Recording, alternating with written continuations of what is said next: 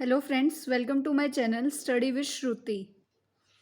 आज हम देखेंगे डिजीज़ टाइप्स की। डिजीज़ के कौन कौन से टाइप होते हैं। तो स्पेसिफिक अगर हम बात करें तो दो टाइप्स की होती हैं, टिश्यू स्पेसिफिक और ऑर्गन स्पेसिफिक। टिश्यू स्पेसिफिक में क्या होता है, these are the disease in which the pathogen on entering in the body of the host affects a particular tissue. मतलब इसमें जब भी कोई पैथोजन या फिर हम कह सकते हैं कोई भी एंटीजन जो कि डिजीज कोजिंग होते हैं, वो जब भी हमारी बॉडी में किसी भी हमारी बॉडी में या किसी भी होस्ट की बॉडी में जब भी वो अंदर जाएगा तो वो एक पर्टिकुलर टिश्यू को अफेक्ट करेगा। जैसे कि virus of rabies destroy brain tissue. जब भी मतलब रेबीज होता है तो हमारे ब्रेन टिश्यू को डैमेज करता है। Polio damage motor nerve cells. जो मोटर नर्व सेल्स होते हैं स्पाइनल कॉर्ड के, उनको क्या करता है, पोलियो उनको डैमेज करता है। ऐसे ही बाकी जो चीज़ें हैं, मतलब जो भी वायरस है स्पेसिफिक जो कि हमारे एक स्पेसिफिक टिश्यू को डैमेज करते हैं। अब हम बात करते हैं organ specific. These are the disease in which pathogen affect a particular organ. वहाँ पे टिश्यू को डैमेज कर रहा था, यहाँ पे एक पर्टिकुलर ऑर्गन को करेगा। These may be considered in the category of toxic secretion disease. इनको हम टॉक्सिक सिक्रीशन डिजीज भी कह सकते हैं। जैसे कि रेबीज होता है तो वो नर्वस सिस्टम को जो है वो डैमेज करता है। एक ये पर्टिकुलर ऑर्गन है, पूरा का पूरा नर्वस सिस्टम, वो उसको डैमेज करता है। Now different disease causing agents या फिर कॉजेटिव एजेंट्स। जो अलग अलग डिजीज़ को कैसे, वो कौन कौन से एजेंट होते हैं जो उनको करते हैं। तो सबसे पहले आता है biological agent. These are mainly called as pathogen like viruses, PPLO, bacteria, fungi etcetera. तो ये बायोलॉजिकल एजेंट्स वो एजेंट होते हैं जिनको कि हम पैथोजन कहते हैं यूजुअली, जैसे कि कोई भी वायरस हो गया, बैक्टीरिया हो गया या कोई फंगी हो गया। उसके बाद आता है nutrient agent. Nutrient agent it involves less or excessive consumption of minerals, carbs, protein, vitamin etcetera.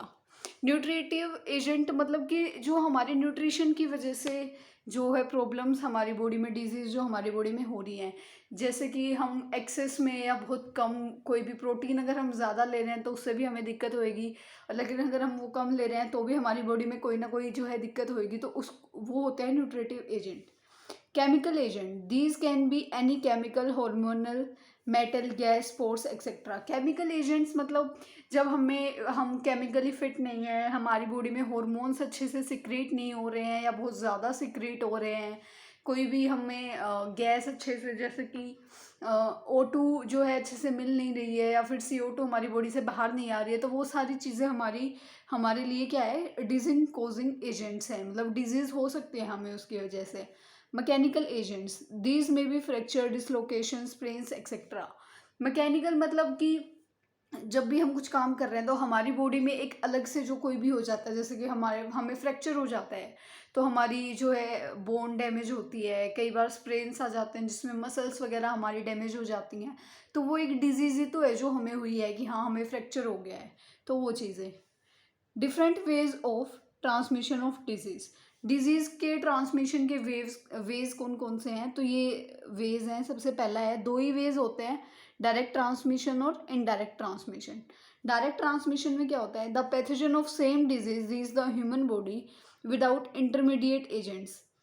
ठीक है, मतलब कि कोई भी बीच में कोई इंटरमीडिएट नहीं है, जो भी पैथोजेंस हैं वो डायरेक्ट जो है ह्यूमन बॉडी के पास आ गया है, ह्यूमन बॉडी के अंदर आ गए हैं।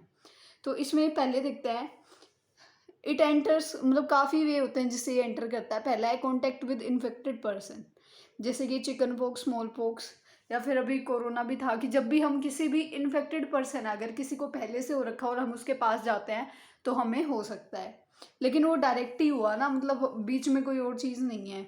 Second, droplet infection by sneezing, coughing, spitting and talking, जैसे कि निमोनिया या कॉमन कोल्ड वगैरह हो जाता है कि हाँ हम वो, जैसे कि उनको कोल्ड हो रखा है और वो स्नीज करते हैं तो जो साथ बैठा हुआ होता है अगर उसके ऊपर वो ड्रॉपलेट्स जाती हैं और वो मतलब उसके अंदर चली जाती हैं तो वो उसको भी प्रॉब्लम हो जाती है, उसको भी जो है आगे हो जाता है कॉमन कोल्ड या फिर और भी ऐसी जो डिजीज़ हैं जो ऐसे फैलती हैं।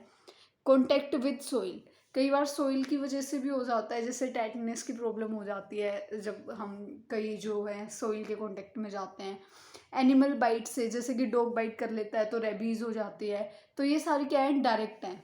Through placenta from mother to foetus, जैसे कि एड्स होती है, HIV होती है या सेक्सुअली ट्रांसमिटेड जो डिजीज़ होती हैं वो जब एक बच्चा मम्मी की वोम में होता है, मतलब मदर के वोम में होता है, तो प्लेसेंटा के थ्रू भी वो मदर से फिटस तक जा सकती है। तो ये सारा हो गया डायरेक्ट ट्रांसमिशन की, ये डायरेक्ट ट्रांसमिशन हुआ है। अब हम पढ़ते हैं indirect transmission. The pathogen of some disease are carried through some intermediate agents. ये वो डिजीज होती हैं जबकि इन डिजीज को क्या किया जाता है, कैरी किया जाता है, कोई इंटरमीडिएट होता है जो एक से दूसरे तक इसको कैरी करता है। जैसे कि एयरबोन मेथड, एयरबोन मेथड जैसे कि कॉमन कोल्ड है या टाइफाइड है, ये क्या होता है कि जैसे किसी ने स्नीज किया तो वो स्नीजिंग जो है एयर के मोलिक्यूल्स में रह गई और वो एक जगह से दूसरी जगह गई और वो किसी और को हो गया, तो ये होता है airborne method. Arthropod vector example malaria by female mosquito, मतलब क्या होता है कि किसी भी इंसेक्ट वगैरह में वो चीज़ है और वो हमें होगी। जैसे कि जब मॉस्किटो हमें काटता है तो जो उसकी वजह से हमें मलेरिया हो सकता है, या फिर हाउस फ्लाई जो होती है उसकी वजह से टाइफाइड हो सकता है, अफ्रीकन स्लीपिंग सिकनेस हो सकता है टीसी फ्लाई की वजह से। तो मतलब ये क्या होता है कि उन्होंने हमें काटा तो हमें हुई है, ये एक इंटरमीडिएट है कि हमें डायरेक्ट नहीं हुआ लेकिन उनकी वजह से हुआ है।